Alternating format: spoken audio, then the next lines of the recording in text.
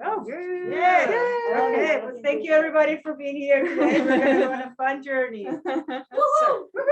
Thank you all so much for joining us here live and online here at the store. You are here celebrating Silvia Vasquez Lavado's In the Shadow of the Mountain with Rebecca Handler tonight. Let's hear some noise. Yay. Thank you so much. I'm Cara. I'm the events coordinator here for Green Apple Books. I have a little bit of housekeeping before we get started. Please do check out our upcoming events. We have a full calendar on our website at greenapplebooks.com. All of our events are free unless stated otherwise. That being said, I'm not above it. Please do buy books if you can. Please do buy books from us if you can. I can think of at least 2 that you can purchase this evening. So if you are able, please do.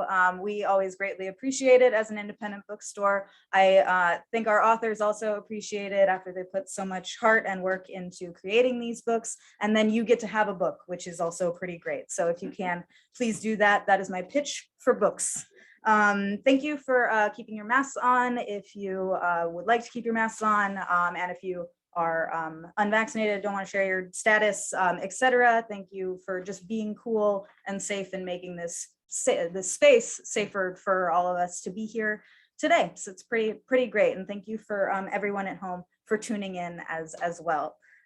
We are also going to have a Q&A at the end of this discussion tonight. So if you have any questions, please do just think of them. And for our online people, you can also submit your questions into our Q&A, and we'll do our best to get through as many as we can this evening. Without further ado, I'm going to go ahead and introduce the authors that are joining us tonight. First, we have Rebecca Handler, who's a writer who lives and works in San Francisco. That's where we are.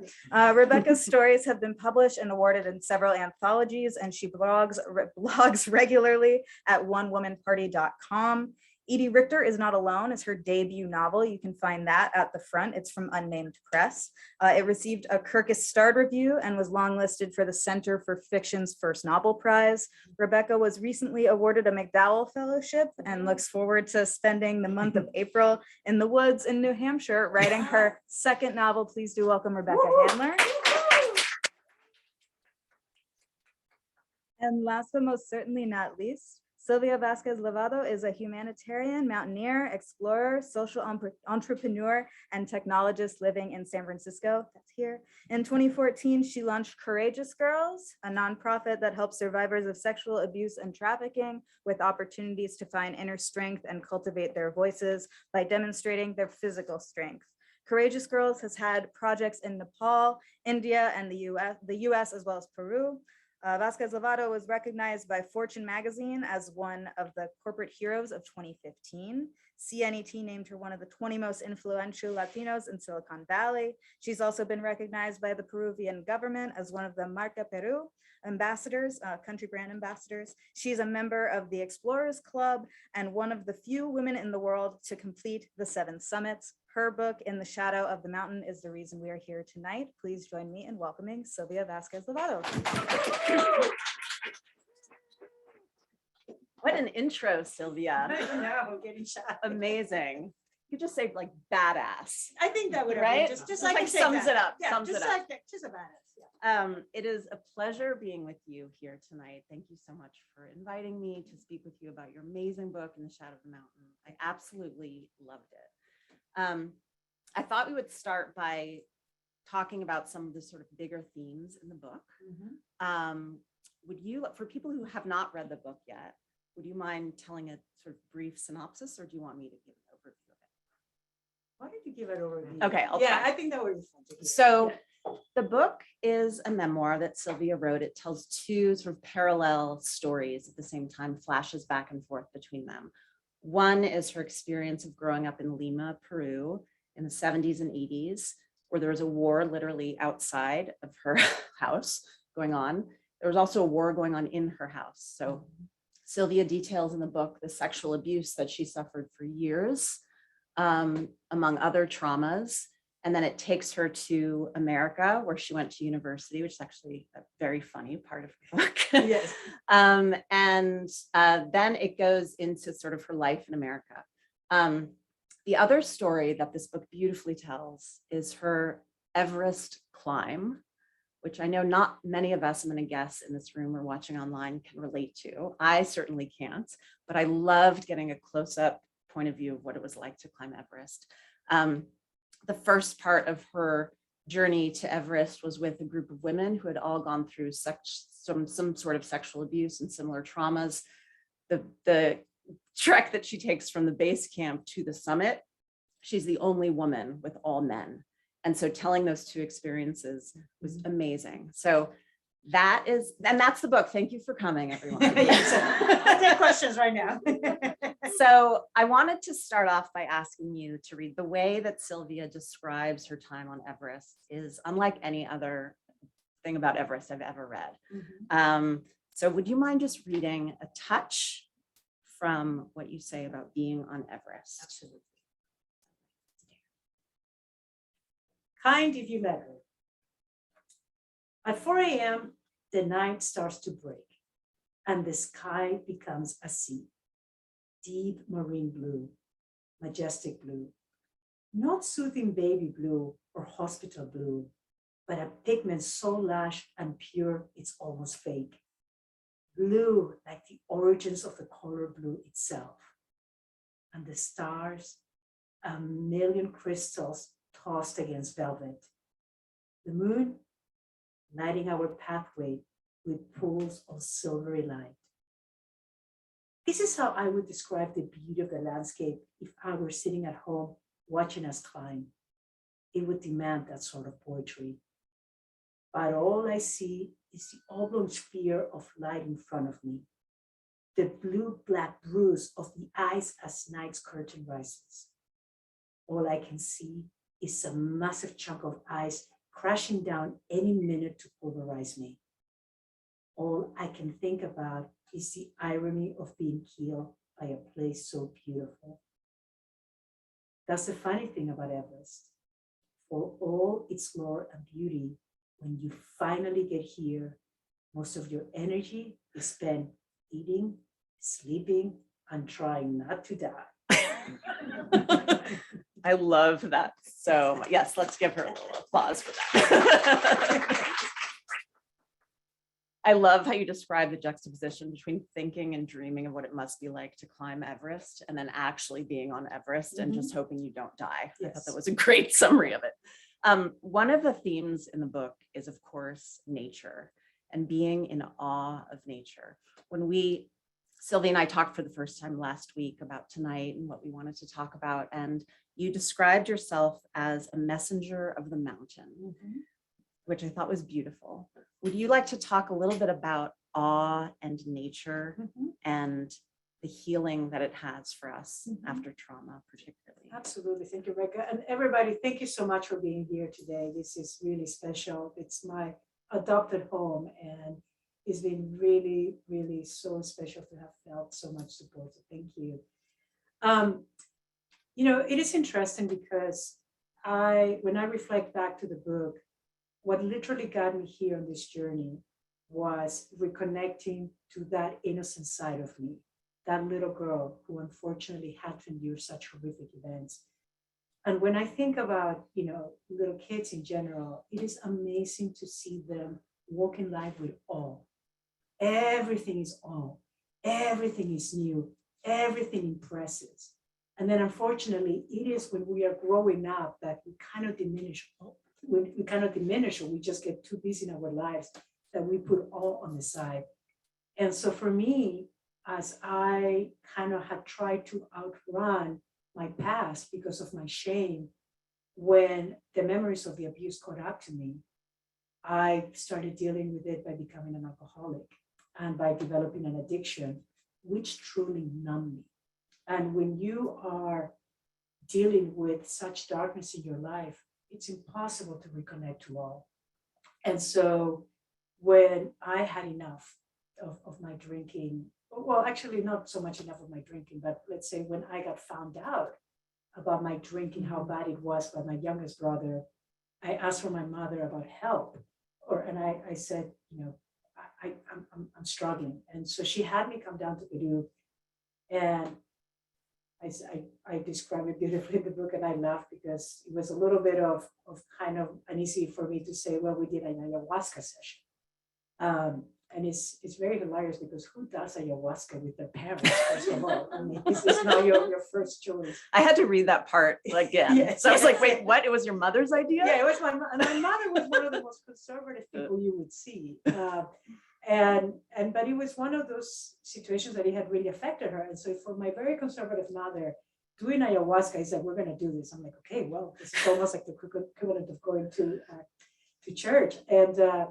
And what really blew me away is that I go into this session almost feeling as if I wanted to find out the negative forces who were behind my spiraling out of control.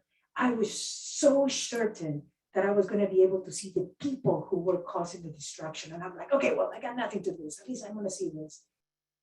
And as I'm doing the session, the first thing that pops in was my little girl, the little girl that I had been trying to forget, the little girl that I was trying to erase.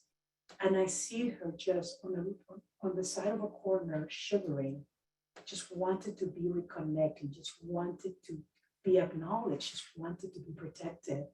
And I saw myself as an adult. And the minute that we reconnected, I remember hearing this rumbling, these powerful, massive formations around us, mountains. And she grabbed my hand and she started taking me walking into mountains. And even at the moment, I remember I remember putting myself into that journey, just following this little girl. And there was this like newness, and there was a little bit of that all opening up into my own vision. And so what was interesting for me when I got out of the vision back in San Francisco, I could have, I had a choice. I could have taken what I saw and made it very, very metaphorically and being like, this is the way I need to walk life, ups and downs in the mountains. Or I can actually be very Virgo and go very literal and take myself to a mountain. And so I went, well, if I need to bring this massive thing that has paralyzed most of my life, it would only make sense to take it to the most massive mountain in the world, Mount Everest. Now, with the caveat that I never had hiked in my life, I didn't have any experience whatsoever. I was just really compelled about having reconnected to that part of me that I had tried to erase.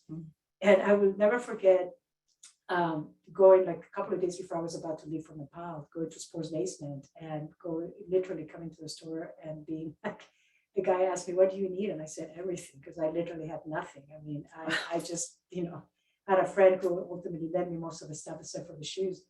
And I remember going into Nepal and going into trying to this trek also with zero expectations, almost being like, okay, I got this vision. I don't know what I'm going to see. I'm going to walk up to the base of Everest. I only have 7 days. It takes 14 days.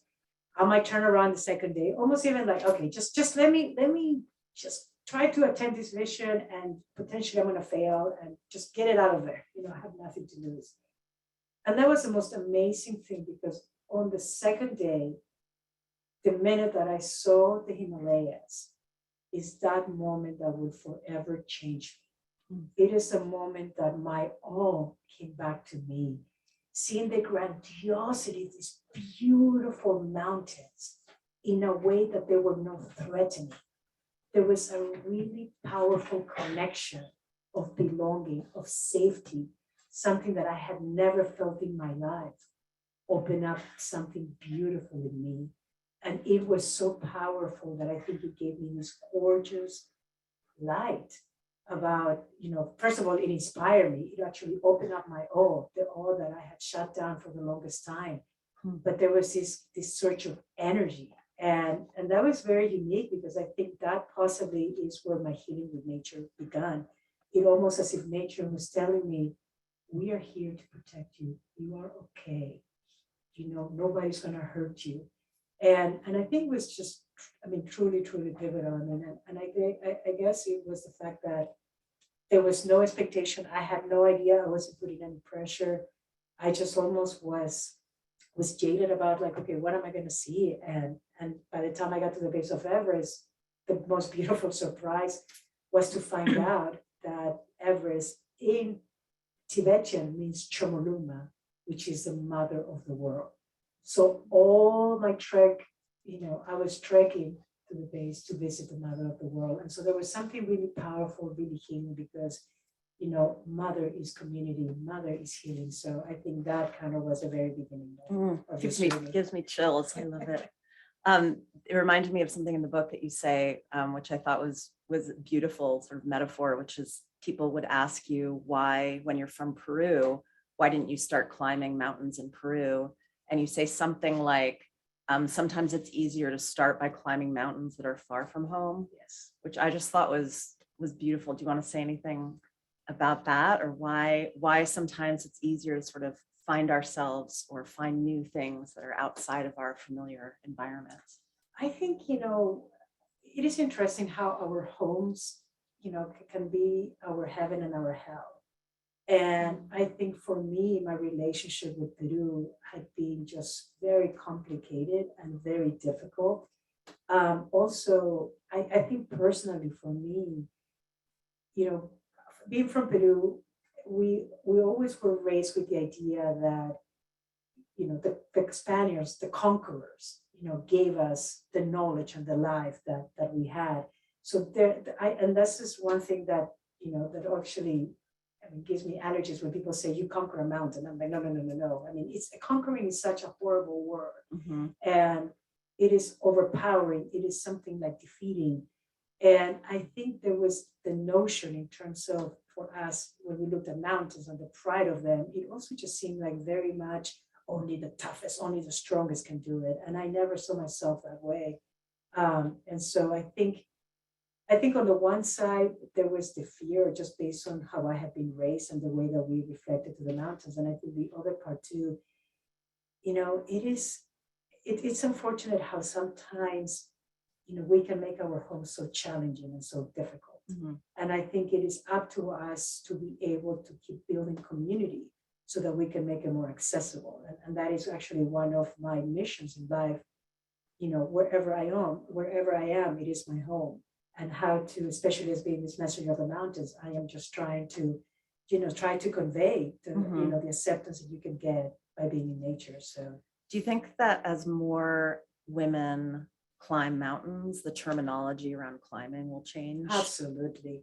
Less conquering? Oh yeah, maybe? absolutely, absolutely. The It'll more be cool to see how that evolves. Well, I enjoy when people ask me the question about, they're racing up and it's, we're putting a lot of stress, like you're the first Peruvian, woman who did Everest, first openly gay women. And mountaineering is very male dominated. And I think what it is interesting is like we go back to, so many amazing women who have been leading the way in Mhm. careers that were just male oriented, even just not, 50 years ago.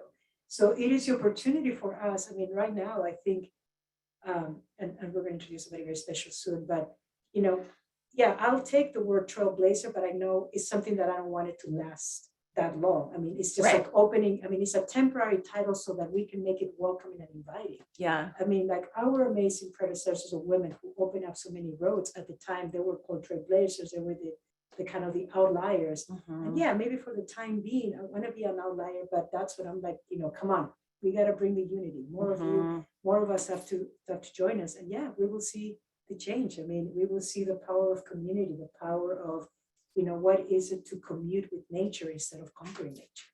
And you were, I don't think this was in your bio, but you were working at eBay, like you were working in tech Yes. when this all happened. So I imagine Everest was not your first experience of being in a mostly male dominated. No, environment. It definitely wasn't Yeah. the first experience, I think, and that's one of the reasons that I make fun on the book about, when I'm trying to organize my meeting with the girls and actually, and I'm like ready to like run it as a business meeting, and Right. it totally Didn't work. It didn't work, Yeah. and I love it. It was like just to show the reality of life. Right. It's anything life doesn't fit on an Excel sheet, so it's it is definitely more broad. So, yeah. Spoken like a true Virgo. Yeah. Right.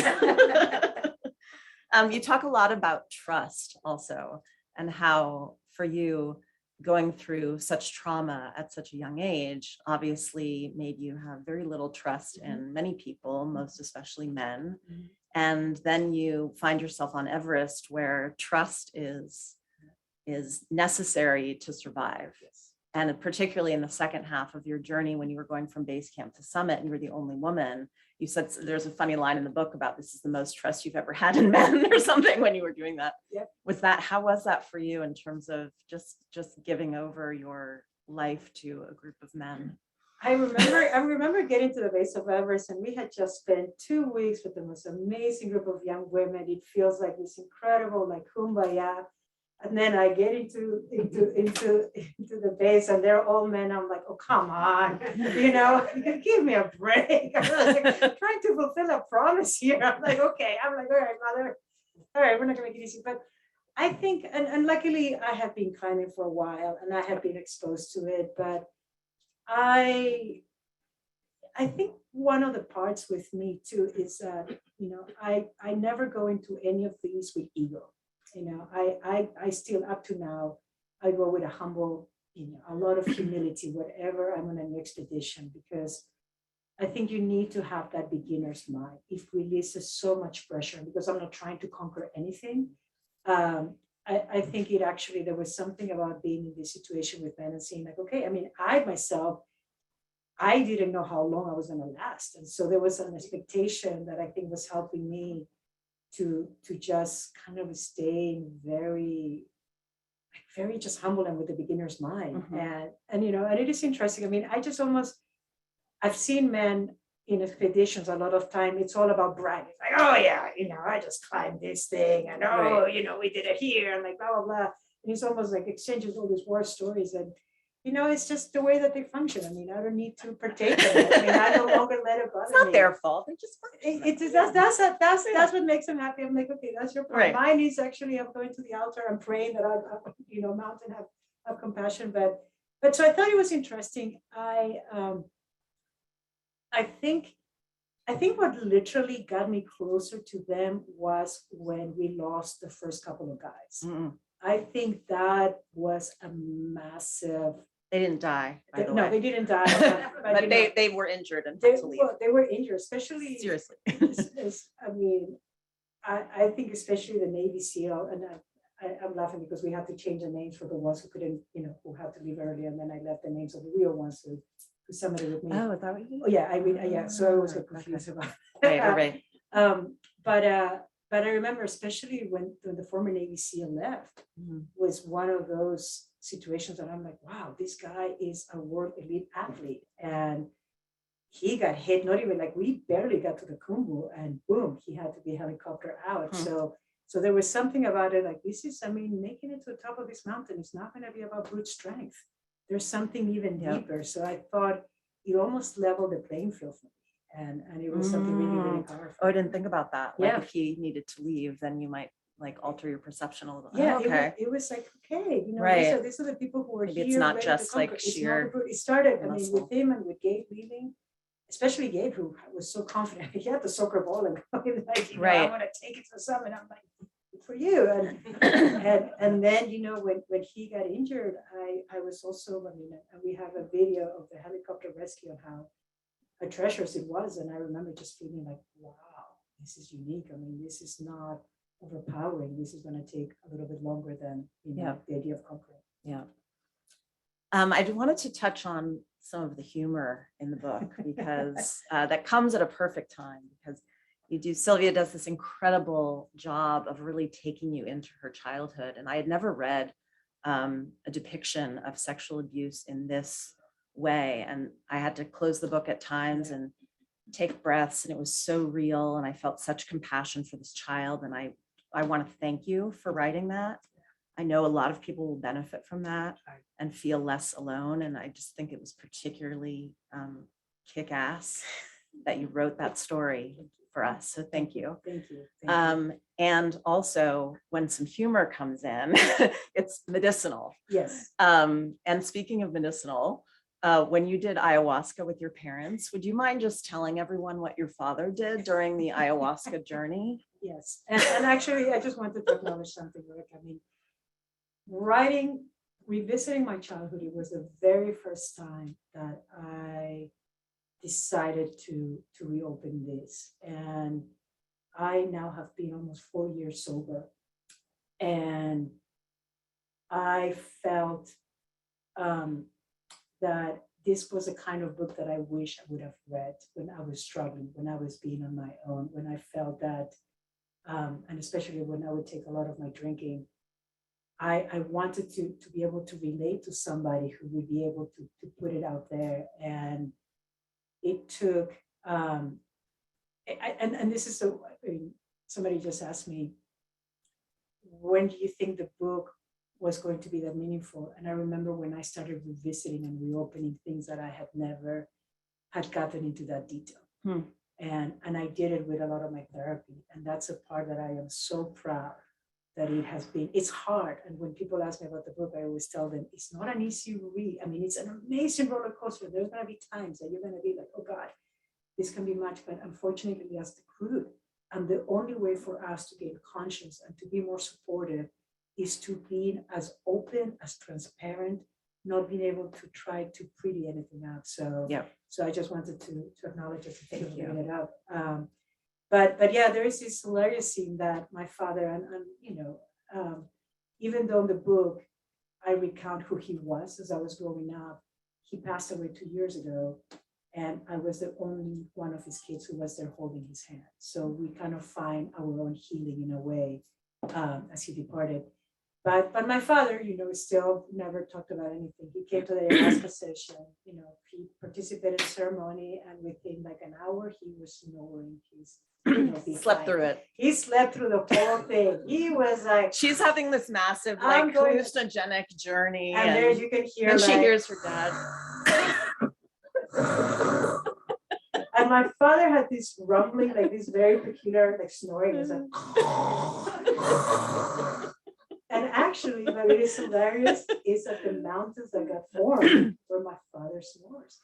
And I credit him for, you know, I think he created that. Maybe he wasn't there, would have, like, who knows, maybe it would have here lakes, and then I would have been like swimming. If he had been with you in base camp, he would have started an avalanche with that snoring. Yeah, so I'm glad he wasn't there. I am sure, but yeah, so my father definitely snored his way through Ayahuasca. He was a bull, like he was strong, even though he was petite, but that's how strong he was that the Ayahuasca just put him to bed. So, but yeah, it was very, I will never forget remembering his snores and how like very, very distinct. And yeah. The other part I loved was you leaving Lima, Peru with what seemed like very little English, arriving into Pennsylvania, trying to find your university. Yes. And that scene of you in the train station trying to communicate, not even having the right clothing, not having the right clothing, but also not having the right name of the college that you're going to. So, and trying to find like, I was lucky to. I could have read a whole book about that. That was coming to America. Coming to America, we had to cut so much. It was just hilarious. Oh my gosh! I was lucky that I came here with a scholarship. It's a Fulbright, and to me, America, for all of us, you know, from an immigrant country, we always see America as like, you know, the land of the dreams. And America is New York. America was 90210. And so when I applied to schools and we got the different offers, my mother is like, I would make the choice. And I trusted my mother. And I'm like, great. Well, little did I know is that I would be ending the Amish country in Pennsylvania. And so, but I am going to America. And my university was called Millersville University of Pennsylvania. And for us, you know, in Spanish, when translating it, we felt like University of Pennsylvania. It's UPenn. It's UPenn. And so I'm landing with my barely speaking my English, going like, hello. And I love because this is still so this is literally how I sounded. Hello, I am Silvia from Peru, and I'm going to Millersville University of Pennsylvania.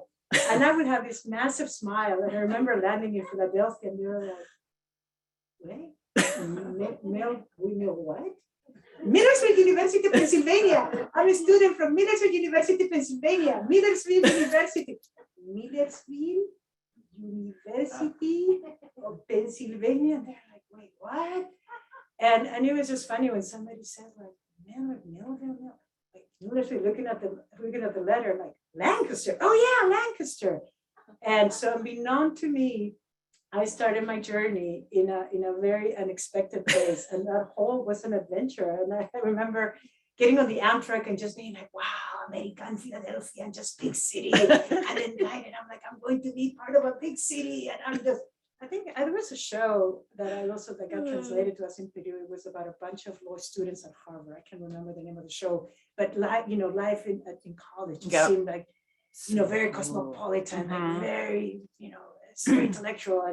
And so I was just excited to encounter that. And I remember being on the Amtrak and just being like 5 stops to Lancaster, great. The first 3 are still within cities, and then by the 4th one, it just went down into cities. Then by the time it's all just fields and nothing, and I'm like, God, okay. And so, but I think it's part of the journey. I mean, It made me nostalgic for like the days before smartphones. Yes. When you just sort of wander around a train station, having to talk to Yeah, people having and to talk figuring to it out. And like, you figured it out. You figure it out. People generally figure it out. Yes, you Yeah. figure it out. I wanted to ask a couple of sort of technical process writing questions, if that's okay, because I was really fascinated in these 2 stories that you're telling. And as a writer myself, I was wondering like how you wrote this book. Did you write one story at a time and then write the Everest story, or like how did that work? And also the dialogue, how did you sort of recreate the dialogue from your memories? So the very first part, I mean, because with my literary agency, we knew that we had the opportunity to share a story that, even though had me as a protagonist, it was a much bigger story. Yeah. We wanted to really tackle, it wasn't a story about, summiting Mount Everest. I think, and it is interesting, it disguises as a story of climbing mountains, but it is a story of all of us. It is a story that at the heart of it, unfortunately, all of us have gone through some of these experiences of shame. So the idea for us was the opportunity, and especially, yes, I've been ever since I've been talking about my journey, I always call, climbing to the top of the mother of the world. My take of climbing Everest it has made it so unique. It's not about like the mountain. It's more about like, it is the mother of the world, like trying to be that significant. So what we did, we put a lot of structure. Yeah. And so we broke down pretty much what we wanted to create, even from the book proposal.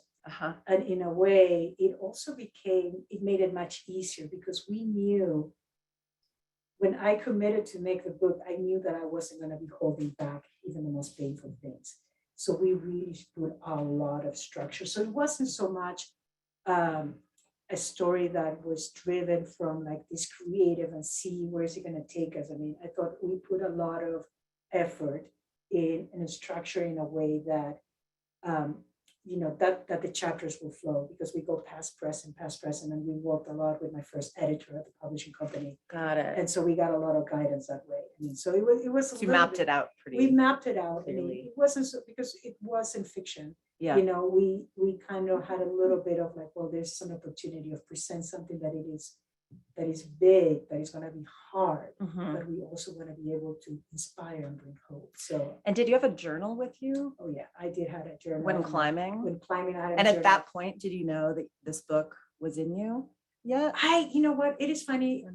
I think, I'm a little shy at times, and because most of the stories about Everest is always about overpowering. I didn't know how I would be able to bring, this kind of soft side. And when I make fun of myself a lot, I'm a cheese ball. So, I think a lot of my friends. Was that the original name for this book? Yeah. Cheese ball. Climb to the top of cheese ball. Yeah. I'm a very soft person. I mean, they call me badass. I call myself, I'm a crying badass. I'm very sensitive. And so I think for me, I thought it was always interesting to definitely, keep the notes. I felt my original vision of the story was to write about the 7 summits.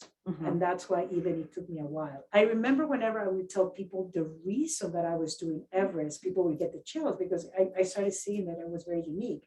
The fact of seeing the mountains the very first time on the trek and being so inspired, so moved, most people were like, what are you talking about?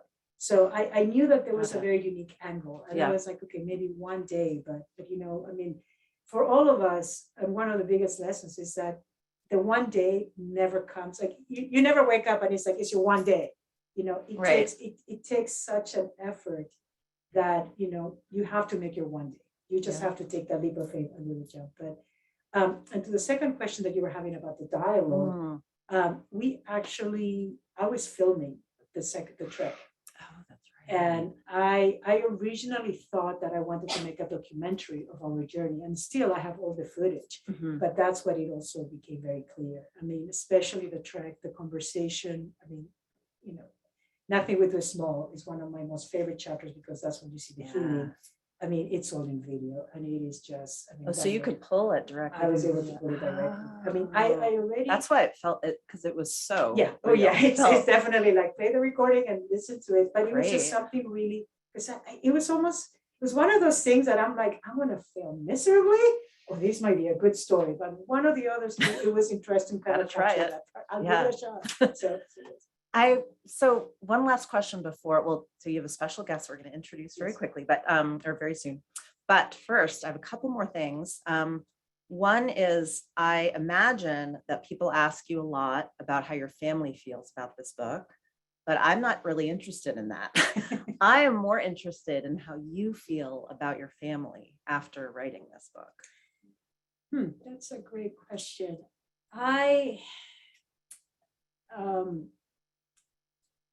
I actually, so for my siblings who I didn't grow up with, you know, my half siblings, and on the book, you know, unfortunately, it's heartbreaking to see how the relationship was, you know, I was sacrificed by my father's ego and his controlling, and you know, and I mean, not having that ability of getting closer.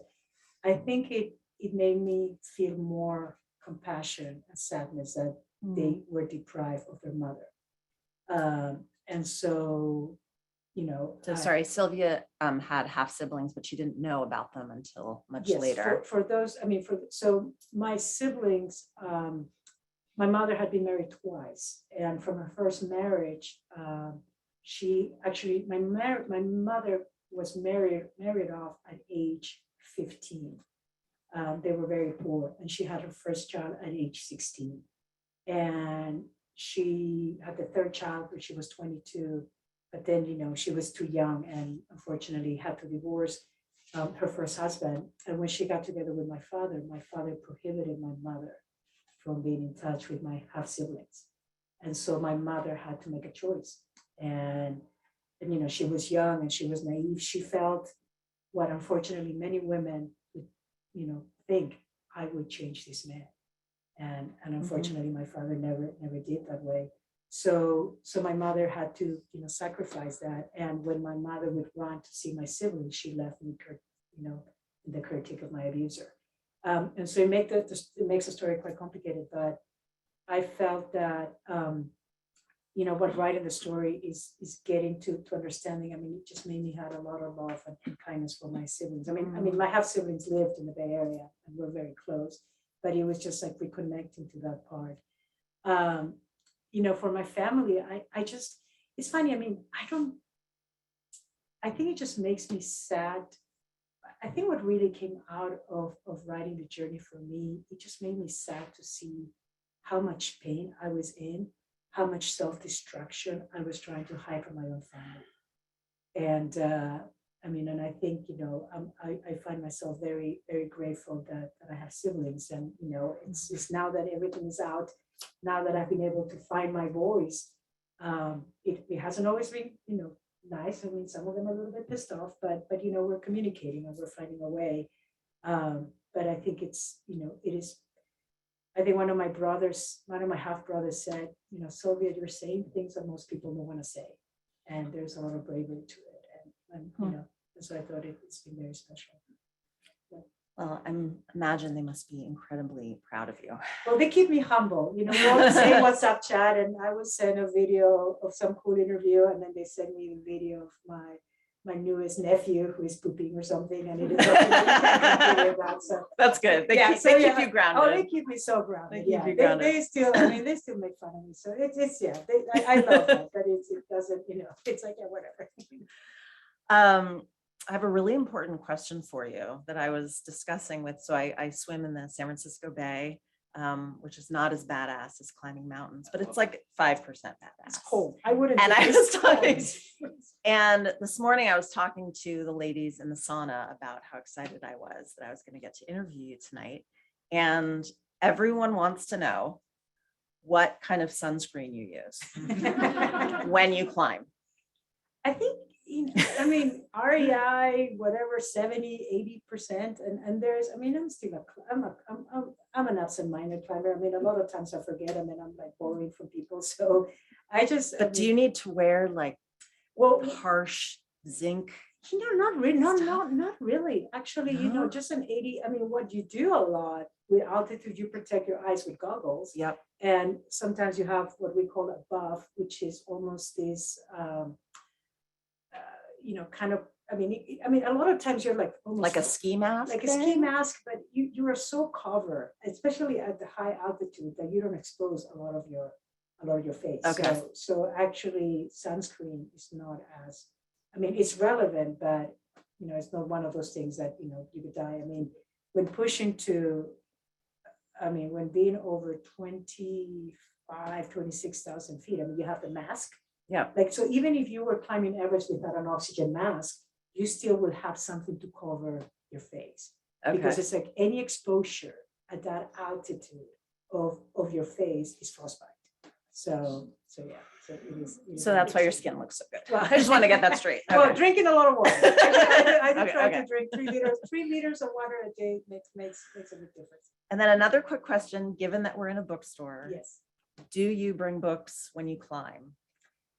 Well, Or Kindle. do you not? Oh, You yeah. have Oh, to yeah. bring You- a Kindle. Well, yeah, it can't used to bring- be, I mean, yeah. yeah, back. And do you have like a go-to book that you bring when you're huddled up in your tent? I love memoirs, and especially a lot of historical memoirs. I mean, I tend to go with, it is usually just movie memoirs because it is a way that Prue reminds me that maybe it's not that bad. Right. Yeah, Yeah. it is a constant reminder that some people have had it worse. You know what? I bet that your book is going to be brought by I hope. some people when they climb. Hopefully That would be a we really can do cool, like full circle. That would be fantastic. Let's see, we do have time for some audience questions, but first, Yes. you have a very special guest here, and yes. I want you to bring her up because also for our online audience, so they can Yes. see her. First Okay. of all, I have a couple of special guests. They are 3 women who have just made it from Peru here, who were in the book, who, have been in my life for almost 40 years. So I just want them to, if we can give them a little round of applause as they're going to stand up. Mechita, para tu ahorita, para tu. Gracias.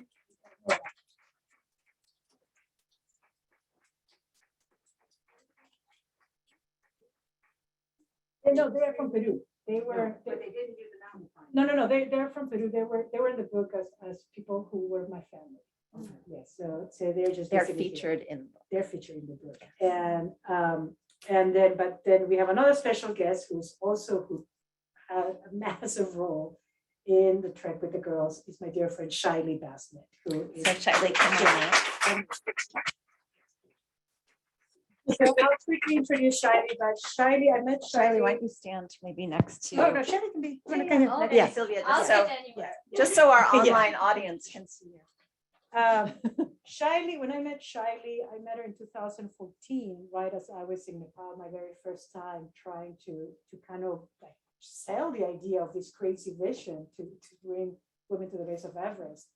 And a friend of ours introduced us. Yeah. And I mean, Shiley is part of this amazing group. She's made history.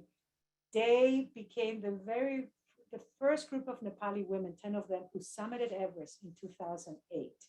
And they are the first group of women who have completed the 7 summits, as I said. So, and this is, and she's quite petite, so. But Shiley was with me when we did the trek, we did the journey with the girls. And yeah, so, she's been so kind to support us here tonight. But yeah, she's here to debunk any questions. Shiley is a stand-up comic, and Yes, we're trying to figure out potentially a show that we're gonna do, so. Yeah. I So mean, stay tuned. Yes, stay tuned, so. Yeah. Could I ask you a quick question, Shiley? Please. Because meeting you tonight is like meeting a celebrity after reading this book. Very cool, very cool. I'm very honored to meet you.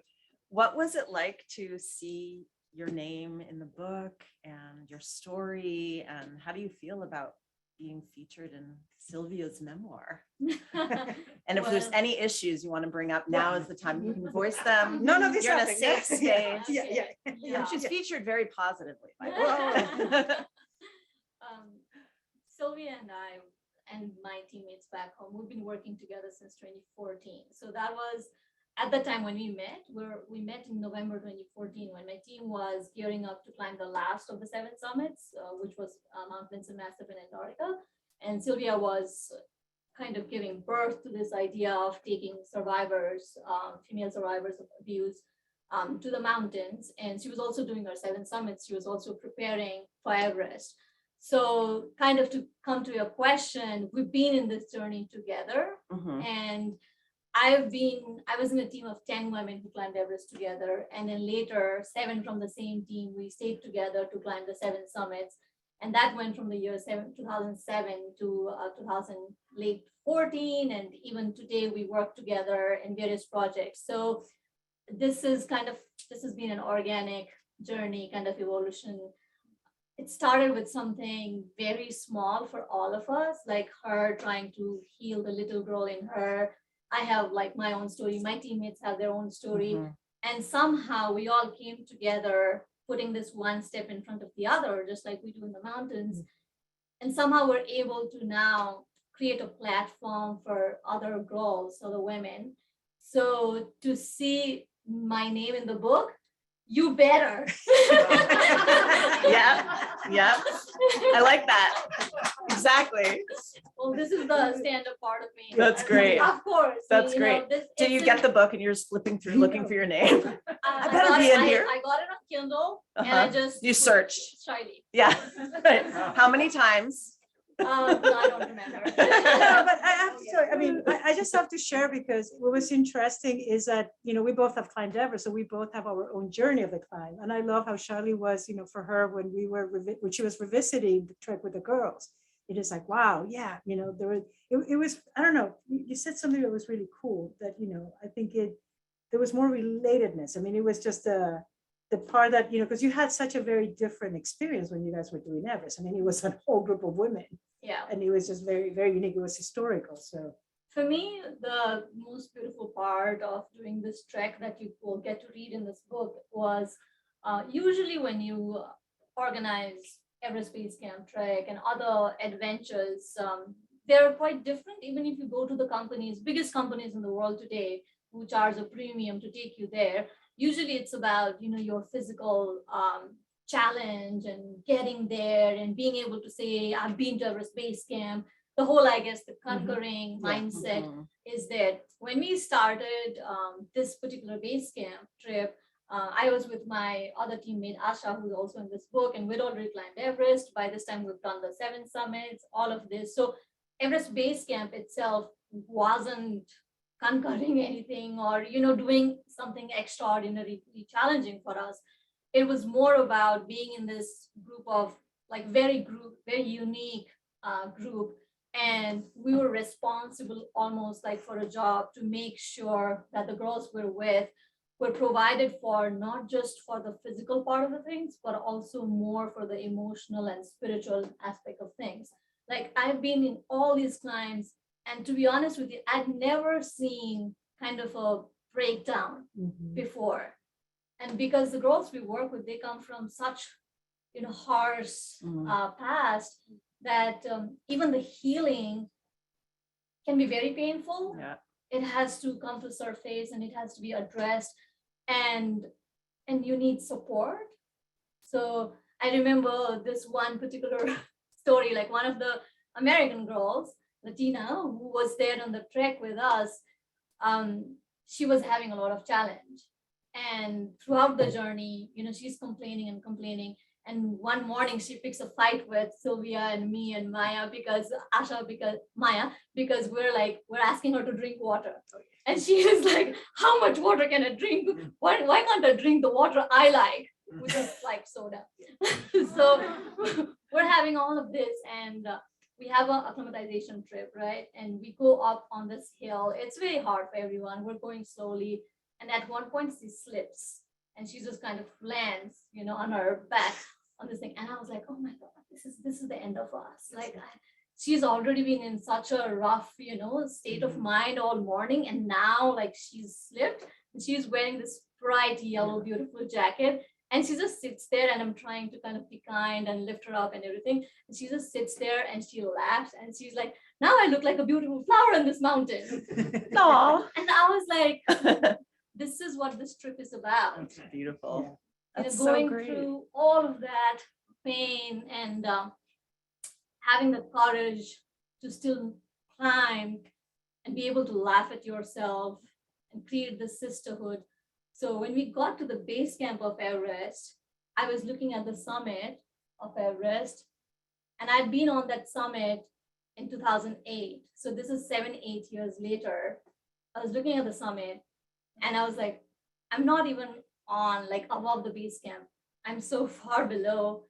And I was there standing with Sylvia and the girls, and I had the biggest smile in my face. And I was like, oh, Everest, this is why you accepted me in 2008. Oh, this was the whole purpose. So that's, yeah. That is beautiful. Thank you so much. Thanks for coming up here and sharing those stories with us. Thank you. And, I had to be in the book, but thank you. We have time for a few questions from the audience. Please Please. raise your hand. Yes, Let's yes, repeat the yes, question. we have actually. I Oh, was- sorry. I was supposed to repeat the question Oh, for yes, the yes, at-home audience. please. Did you have a team of Sherpas with you? Was the Yes. question. Yes, thank you. Yes, I was part of a professional expedition, and I mean, it's interesting, and I kind of describe it in a little bit of detail, but climbing Mount Everest is a business, and it's a very lucrative business in Nepal. The last couple of years, because of the pandemic, that's put in jeopardy, and it's affected a lot of companies. And I went with a very reputable company in which every single person within their teams and expeditions are treated really fairly. There is no differentiation like some other companies. So that was very important for me. But also, there wasn't, and it could be, some people have looked at it as controversial. Like you're exploiting this and that. And it's almost like you have to get them to understand. For Sherpas, they take pride in being part of this journey. They take pride guiding you. When it's really funny, but when you get to the summit, for all of us, novices, we're like taking our flags. The Sherpas are taking the flags too, and they're taking many of them have their own companies, and they are like summiting Everest like the third, fourth time is very important for them. So it's actually almost like an ecosystem that works. But yeah, we had Sherpas. All the Sherpas that we had in the team. We were all one family, and that's something that I really appreciated from the company that I went with. And you write about the Sherpas really beautifully. in the Yeah. book, too. Oh yeah, it's a they're lot of a key respect. part of the story. Yeah. Kind of you letter is just really funny. With the cigar. Yeah. The cigar. Yeah. So, but yeah, to me, I owe them a lot, and still it is really funny. I'm still always I'm still in touch with the Sherpa that took me to the summit. He's like, when are you coming back and climbing? I'm like, okay, I'm a little busier. It's a little chaotic. I still want to be able to climb, but he's ready to take me a second time. So we'll have to see. Yes, you're welcome. Any other questions? Yes. Yeah, so I cheated, I read the book in advance. But I'd love to know if you didn't reach the summit, would there still have been a book? Because it seems like the journey was so powerful regardless, which is funny because I picked this up as an Everest book, Mhm. and I got a lot more than I thought I would have. Thank you. The question was about if Sylvia had not reached the summit, spoiler alert, would she still have written the book? It was very interesting. It was funny because when I came across the pyramid, And I should post a photo of it. I mean, it was interesting. That almost was a summit for me. That image was just so powerful. Almost to the point that, you know, on my last dying days, that possibly would be the image that stays with me. It was just one of his most magnificent sights. And I remember looking at it. And first of all, you know, iPhone sucks when it comes to high altitude. I was mad at it. It's like all of a sudden you're trying to have a camera and like being able to capture it. And I remember just, and I was already, I mean, frostbite was happening. We're having a little bit of a traffic jam, but that was just so impactful that I remember feeling like, wow, you know, and even as I was looking at the perspective of just seeing the pyramid and then just looking around and then seeing how far I actually had walked. And I would never forget also just looking at that and being like, oh my God, my two little chicken legs took me here, brought me here. And so there was something so profound that I felt, okay, you know, I mean, there's something here.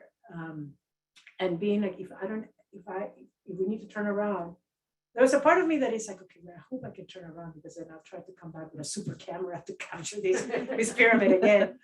But there was something about, you know, the awe that possibly was one of the biggest awe moments in my life. It just that pyramid was just so spectacular. It's almost like seeing a UFO, and you're just like, oh my God.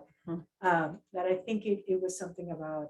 I possibly would have called like the pyramid in the sky or something very different, but it really was remarkable. I mean, and I feel that maybe I would have attempted. I mean, you know, it would have been interesting. I mean, I've known of so many friends that, you know, it's taken them the 5th, 6th time to make it to the summit.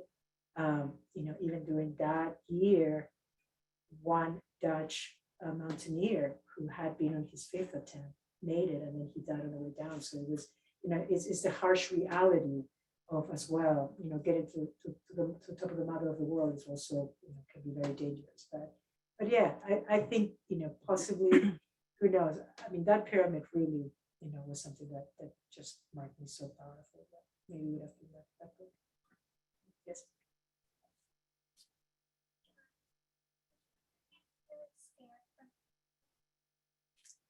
The question is if Sylvia ever got really scared from being so high up. Yes, I was scared a lot, very, very scared. And thank you for your question, but yeah, I will tell you one thing that I've told myself on any expedition: to get over fear is one little baby step.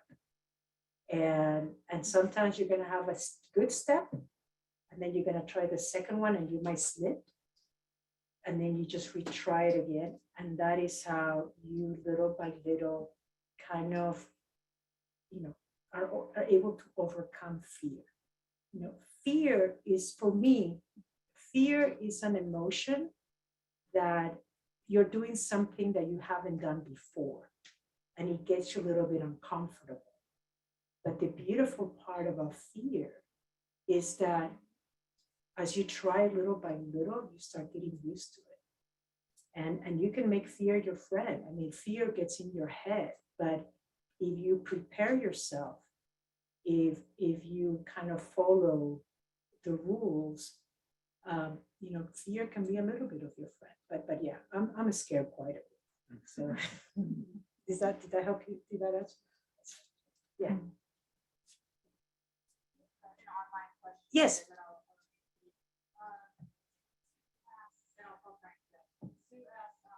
I want to know what it was like to come back down from the summit. A lot about coming up. What was it like coming back down from the summit of Everest? All of those bridges, ledges, ladders. Tell us a little about that. So the question is about coming down from the summit, and what was that like? I was curious about that too. Yeah. It almost seems like it could be harder in a way to I'll come tell you down. I'll tell you a little funny tidbit. So we couldn't get this in the book because we knew, you know, we knew that we had a powerful scenery finishing at the top of Everest. But spoiler alert, I unplugged my oxygen tank when I was pulling. I had my flag, I had the photo. I was like, you know, I was doing my little temple at the top of the mother of the world. And Everest is like, okay, you idiot, and you're a klutz. So next thing, I unplugged my oxygen. and I am coming down at that altitude without oxygen. And So unplugged it accidentally. I totally unplugged it accidentally because I was maneuvering my backpack. And next thing I'm just was starting to calm down the Hillary step, and I'm feeling like a little woozy. And in altitude, the minute that you come down, you are supposed to feel better. You know, I mean, it is amazing how it happens. And next thing I'm just like being like, whoa, what's going on? I'm about to faint. And I think we lasted about 45 minutes. We were coming down the South Summit, and I'm like, oh my God, I'm just shutting down. And I asked one of the Sherpas, I'm like, I think there's something off. And he turns around, he's like, oh shit, you know. And I felt like a little, I don't know if some of you have seen like Formula One or NASCAR racing. I felt I was on a pit stop. They just turned me around and Yeah. like, shut down, and then I raged at 5 seconds, like, boom. I remember like getting up. And so the coming down at first, you know, it was hard without oxygen. I think it, you know, I kind of was feeling myself that way. But then by the time, I think by the time I started, there was a moment of celebration for me. I think I was just feeling the accomplishment. I was like, oh my God, and the views are just amazing. It was a relief, like, wow, I did it. But also knowing that it's also dangerous to come down and you need to be in full alert. And especially coming down from Camp 3 to Camp 2, it was a gorgeous day, and I took my goggles off, which was like a no-no. So next thing, I burned the muscle of my cornea, and that evening, I lost my sight on Camp 2. I remember being in the tent with Mark, and just all of a sudden seeing this haze around, and I was feeling like, wow, the mountain is blessing us with this beautiful haze inside the tent. What a gorgeous, this is like, what a beautiful gift. And Mark is like, what haze? Don't you see? Just like, I can't just like this, there is like cloudy haze. And he's like, I'm not seeing anything. I'm like, oh, he's like, oh God, your eyes. And so I went to speak, one of the guys is like, oh shit, you know, you burned the foot. He's like, you're gonna be blind temporarily for about 24 hours. It's gonna regrow. So I came down from Camp 2 to base camp, you know, barely seeing it. And I fell a lot. I mean, I'm just like tripping and falling, but there was, I think the kind of energy like, oh, I just summited Everest, you know, and it's almost like just you're winging it. It's like, okay. But yeah, so that was the truth of how I came down. I mean, it had its own challenges. I mean, the mother of the world was like, you know, this one over here, let's make sure she has a good experience. And then, so yeah, it's funny, but I got a little too excited that and I think I made a couple of videos from Camp 3 that possibly were the reason I got blind, because I was like, oh, but yeah, so it is interesting. I think the learning will be, yeah, you still need to treat the whole, up till you get to base camp, you just have to make sure that, you know, you have control and pay attention, because yeah, you can get blind. And don't remove the goggles. Don't remove the goggles. Whatever you do. Yes, don't remove the goggles. So, yeah. Is that it? Oh, we have, Oh, we have one more question. Is that all right? Okay. yes, I can hear you. I was curious because I'm from Peru as well, and I was curious if the book is going to be translated to Spanish and not just in Peru. Your reception in Peru will be different than the US. Are you curious about that? Are you nervous about that? The question is from a gentleman from Peru who is asking if the book will be translated into Spanish, and if Sylvia guesses if the reception of the book in Peru will be different from the reception of the book in Yes. the United States. And muchas gracias por la pregunta. So breaking news, we saw the Spanish rights, and thank you. And it's really hard to sell the Spanish rights, by the way. And actually it's getting launched in Peru this coming October. And they are very excited, almost more excited than me. I'm almost like, oh my God. We are taking this book as the opportunity to potentially bring a powerful campaign about domestic violence, about violence against women, which unfortunately is really, it's out of control. So we are going to be developing a program with for the US Embassy and the Ministry of Women. We're going to be developing a program to actually do a book tour and also start working with different community of women to just how to, you know, break through the taboo of shame. And so I'm very excited. I thought I was going to have another year and a half to prepare, but actually, the one publisher who I met randomly a couple of years ago, he's been championing.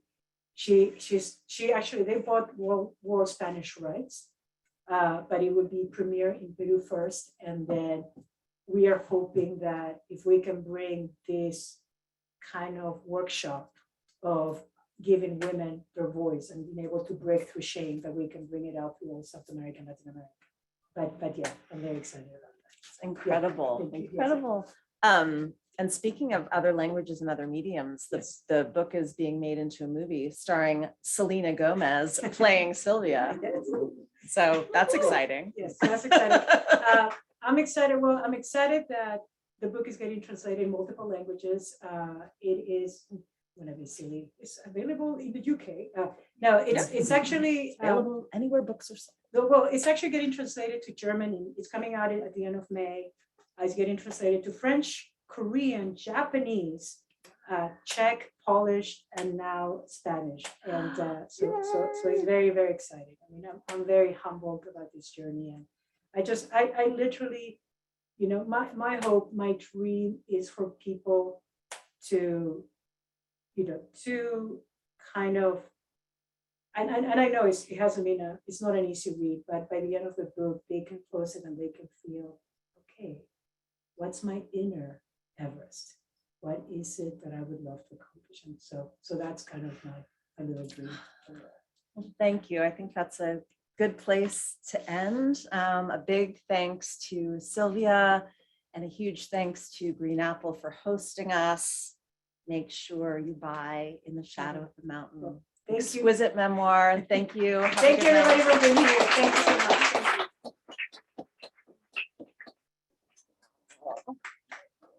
One more hand for Sylvia and Rebecca. Thank you. No, you're so good. Thank you so kindly, both of you, for your generosity and your time and being here with us. Thank you all for joining us this evening.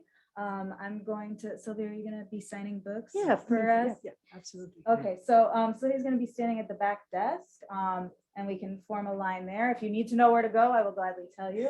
Otherwise, make yourselves comfortable, and thank you once again. Thank you so much. Thank you. Thank you for being here. Did you drop this? Oh, yes. Was that yours? I saw something out of the corner of my eye. Like, rolling. I was going to ask. Oh.